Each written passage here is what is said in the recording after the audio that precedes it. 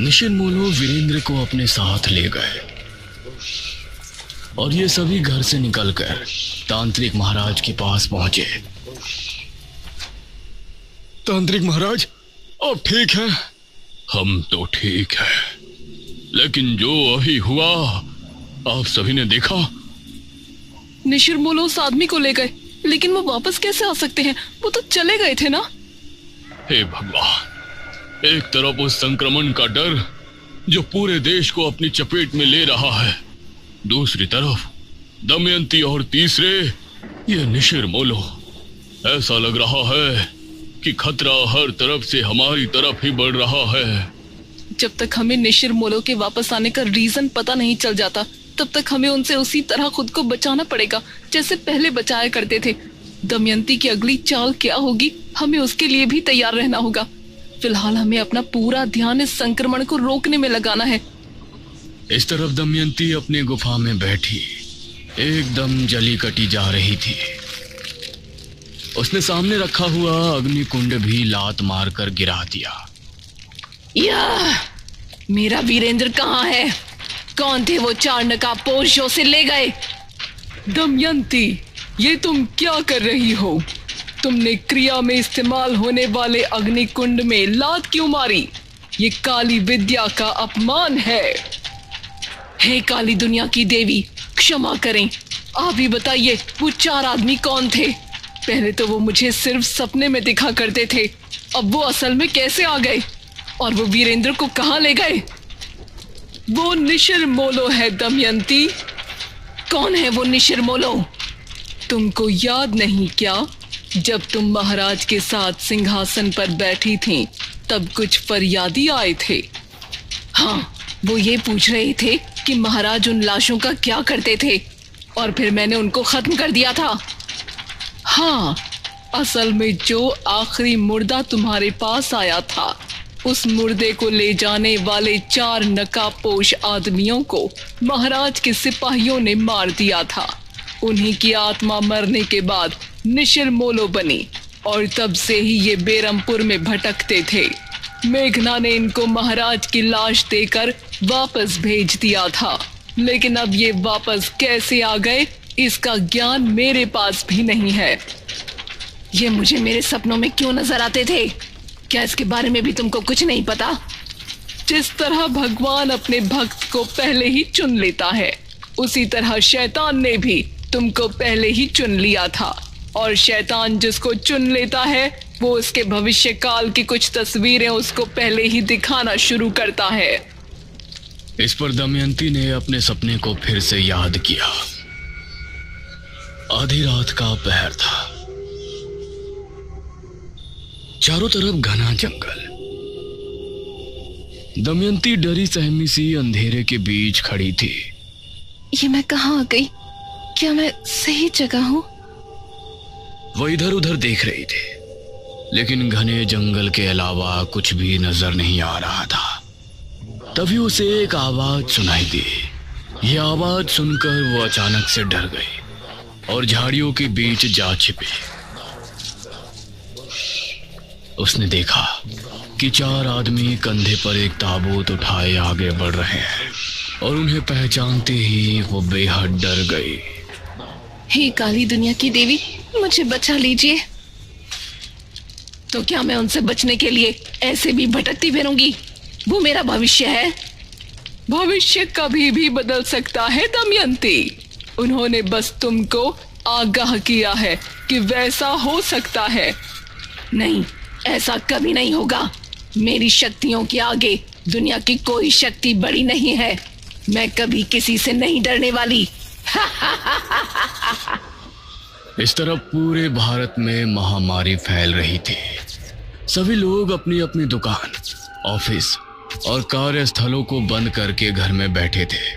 हर मोड़ पर, हर चौराहे पर, हर गली के नुक्कड़ पर पुलिस बल तैनात था। उस समय सिर्फ राशन लेने वाले लोगों को ही बाहर निकलने की इजाजत थी, और चेहरे से मास्क होना अनिवार्य था।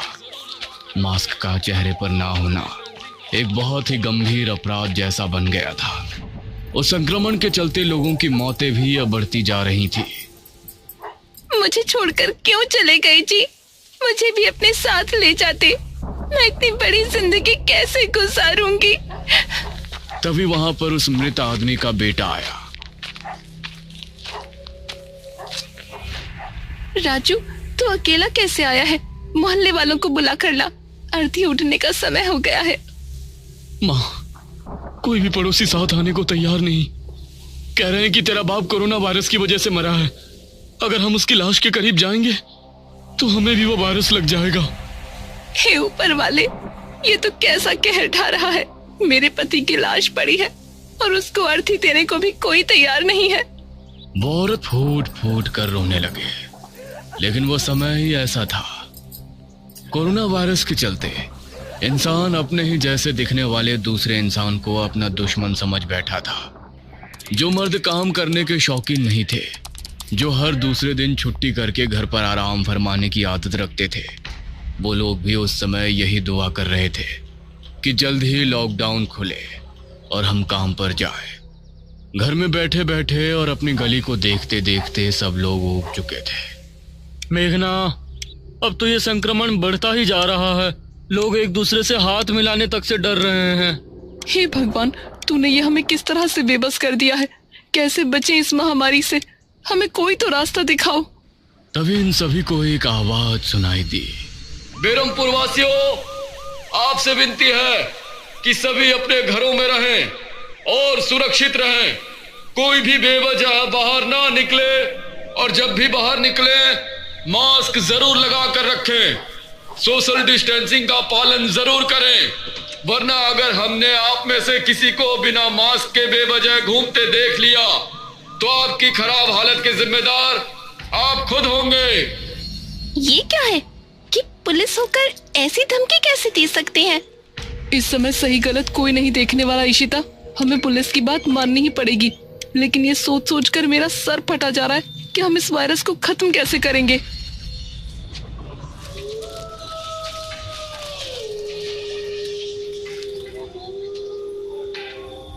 रात के 12 बजे एक पुलिस वाला बेरमपुर के चौक पर तैनात था। अरे, इतने रात में तो कोई ना आया। अब तो मेरी लाठी भी पड़ी पड़ी ऊब गई है। तभी उसको सामने से एक बाइक आती हुई नजर आई। पुलिस वाला उसको देखकर छिप गया और जैसे ही वो आदमी चौक पर पहुंचा तो अचानक पुलिस वाला उसके सामने आ गया। चल रहे हीरो, बाइक साइड में लगा। वार्निंग देने के बाद भी घूमने का शौक खत्म नहीं हो रहा है ना। अब देख कैसे मैं तेरी कमर का गुंबद बनाता हूँ। ये सुनकर उस लड़के ने पुलिस वाले को अपनी जेब से एक 500 का नोट निकाल कर दिया। जाने दो ना साहब, आते समय भी एक और नोट दूंगा। ये सुनकर पुलिस वाला मुस्कुराया। ठीक है, लेकिन 1 घंटे के अंदर वापस आ जाइयो। बड़े साहब आ गए तो मैं भी कुछ ना कर पाऊंगा। जी जरूर। ये कहकर लड़का वहां से चला गया।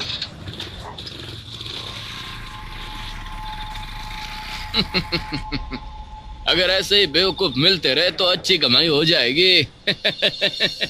उसी समय गांव में आवाज गूंजने लगी। निशिर मोलो पहले के जैसे ताबूत कंधों पर उठाए बेरमपुर का भ्रमण करने लगे, जिसे सुनकर गांव के लोगों के दिलों की धड़कनें तेज हो गई। हे भगवान, ये निशिर मोलो फिर से वापस आ गए। ये तो निशिर मोलो की आवाज है ना? हाँ, लगता है वो फिर से अपने शिकार की तलाश में निकले हैं। हम में से कोई बाहर नहीं जाएगा।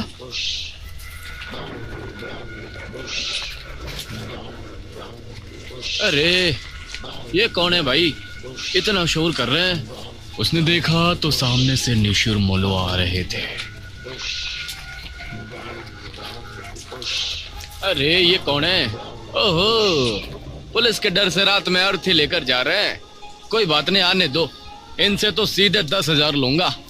वो करीब आए तो उसने देखा कि उनके चेहरे पूरी तरह से ढके हैं। उसने अपनी लाठी उठाई और खुद ही उनके सामने आ गया। अरे, ओ रुक जाओ, ऐसे पूरे मुंह को ढकने से तुम बच नहीं पाओगे। ये कपड़ा नहीं, चेहरे पर मास्क होना जरूरी है। जल्दी से अपने अपने चेहरे दिखाओ, मास्क लगाया या नहीं। ये सुनते ही निशिर मोलो की आंखें लाल लाल चमक उठी, जिसे देखकर पुलिस वाले की सिट्टी पिट्टी गुम हो गई। तभी ताबूत खुल गया और उससे सुनहरी रोशनी निकलकर पुलिस वाले को ताबूत में खींच कर ले गए।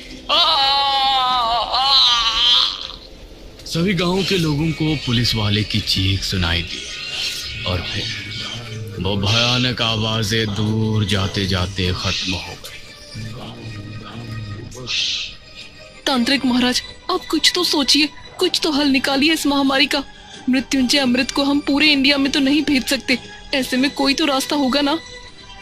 बेटी, तुम्ही ने पिछले जन्म में अपने राज्य को महामारी से बचाया था। मुझे लगता है कि इस महामारी से बचने का उपाय भी हमें तुम्हारे पिछले जन्म, तुम्हारे अतीत से ही मिलेगा। यह सुनते हुए मेघना तांत्रिक महाराज को बड़े गौर से देख रही थी। शायद ही उसे उनकी बातें समझ आ गई थी।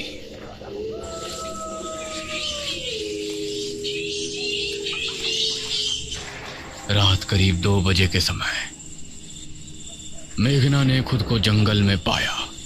वो धीरे धीरे आगे कदम बढ़ा रही थी। उसके चेहरे पर कोई भाव नहीं था। तभी उसके सामने दमयंती आ गई। कैसी हो राजकुमारी मेघालय? अपने राज्य के लोगों को मरते हुए देखकर अब कैसा लग रहा है आपको? तुम्हारी लड़ाई मुझसे थी तो हमारे राज्य या हमारे देश के लोगों को शिकार बनाने से तुमको क्या मिलेगा? सुकून।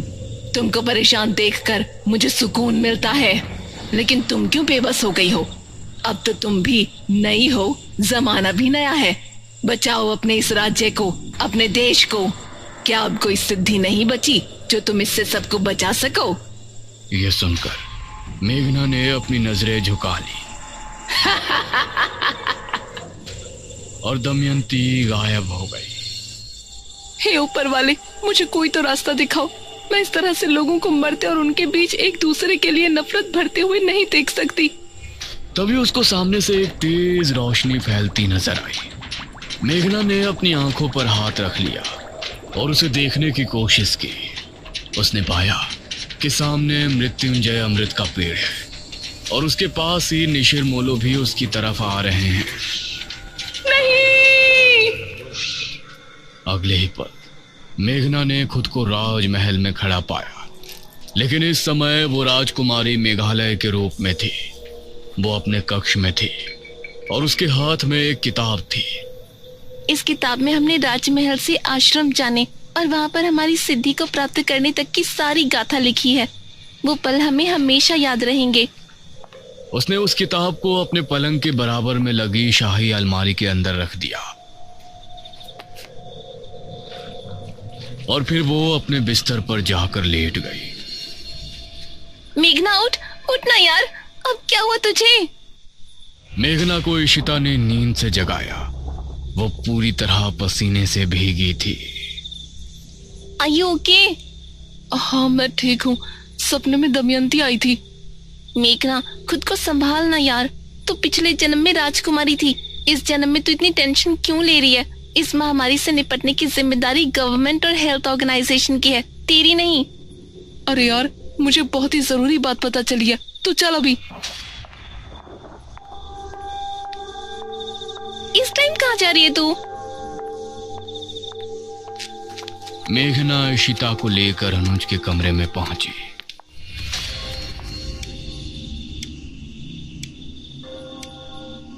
अनुज, जल्दी उठो। अनुज आंखें मलता हुआ उठ बैठा। अरे वाह, आज तो सुबह सुबह मेघना ने मुझे जगाया है। आज का दिन तो बहुत अच्छा जाएगा। अरे ओ मजनू, सुबह नहीं, रात के 2 बज रहे हैं। अरे इस समय क्या हुआ मेघना, सब कुछ ठीक तो है ना? हम तीनों को अभी राजमहल जाना होगा। इस समय वो भी राजमहल? अब तुमको वहाँ क्यों जाना है? ठीक है, तुम दोनों बस सवाल पूछते रहो, मैं अकेले ही जा रही हूँ। ये कहकर मेघना कमरे से निकलने लगी। अरे रुको, मैं भी चल रहा हूँ यार। इशिता और अनुज भी उसके पीछे हवेली से निकले और ये अब तीनों राजमहल की तरफ रवाना हो गए। मेघना बहुत तेज तेज कदम बढ़ा रही थी और 20 मिनट चलने के बाद राजमहल इनके ठीक सामने था।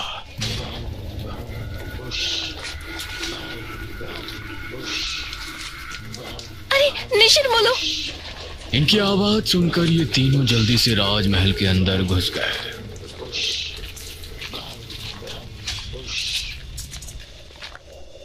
थैंक गॉड, मुझे तो लगा था कि आज हम गए। मेरे साथ आओ।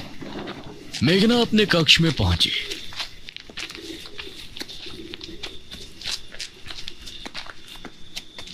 और उस अलमारी की तरफ बढ़ी। उसने अलमारी खोलकर उसके अंदर देखा तो वो किताब अभी भी वहीं रखी थी। थैंक गॉड, ये किताब अभी यहीं है। क्या है इस किताब में? पिछले जन्म में जब मैं राजकुमारी मेघालय मृत्युंजय अमृत के पेड़ को उगाने वाले बीज की सिद्धि हासिल करने गई थी, तो उन्होंने वहां जाने से लेकर वापस आने तक की सारी दास्तान इसमें लिखी थी। मुझे लगता है इसके जरिए हमें ये पता लग सकता है कि इस महामारी जिसे लोग कोरोना वायरस कह रहे हैं, उससे कैसे बचा जा सकता है। हे भगवान, अब एक और किताब। चलो अब घर वापस चलते हैं, ठीक है? या इसको पढ़ना भी यही है? हाँ चलो। सॉरी तुम दोनों को परेशान किया, लेकिन मुझे एक एक पल बहुत भारी लग रहा है। कोई बात नहीं राजकुमारी मेघालय, हम तो आपकी प्रजा है। जो आप आज्ञा देंगी उसको फौरन मान लेंगे। ये तीनों अब वापस घर के लिए निकल गए, लेकिन अभी भी इनको दूर से निशिर मोलो की आवाजें सुनाई दे रही थी। इस तरफ दमयंती गुफा से निकली। बहुत गुस्सा आ रहा है। आज तो मन कर रहा है इकट्ठा कई लोगों का खून पी लूं। एक चौराहे पर दो पुलिस वाले बैठे थे। अरे ओ तल पड़े, जरा एक चाय तो लेकर आना। सर, आपने मास्क क्यों निकाल दिया? अरे तू मुझे ज्ञान दे रहा है? दरोगा हूं मैं, दरोगा। तभी इन दोनों को सामने से एक पायल की छन छन सुनाई दी। अरे ये कौन मंजुलिका निकल आई लॉकडाउन में घर से बाहर? इन दोनों ने गौर से उसे देखा तो पाया वो लड़की दमयंती ही थी। उसकी खूबसूरती देखकर इंस्पेक्टर की आंखों में अजीब सा नशा उतर आया। ए, कहां जा रही हो मैडम? पहली बार मेरा खुद अरेस्ट होने का मन हो रहा है।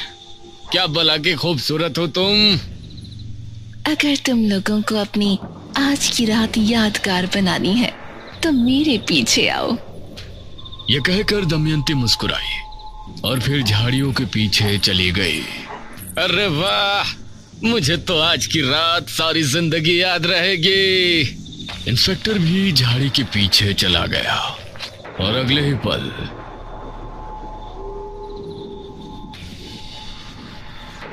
उसके कपड़े बाहर आ गिरे।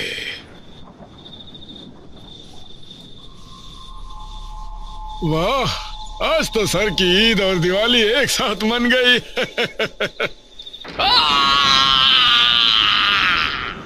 इंस्पेक्टर की चीख सुनकर कांस्टेबल हैरान रह गया। क्या हुआ सर?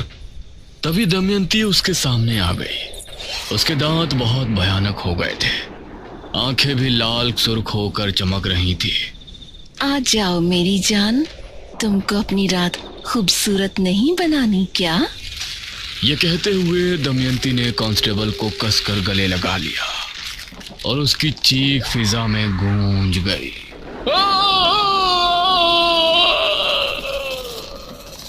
इस तरफ मेघना ने उस किताब को खोला और पढ़ना शुरू किया, जिसके अंदर उसके पीछे जन्म की गाथा उसी के हाथों लिखी गई थी।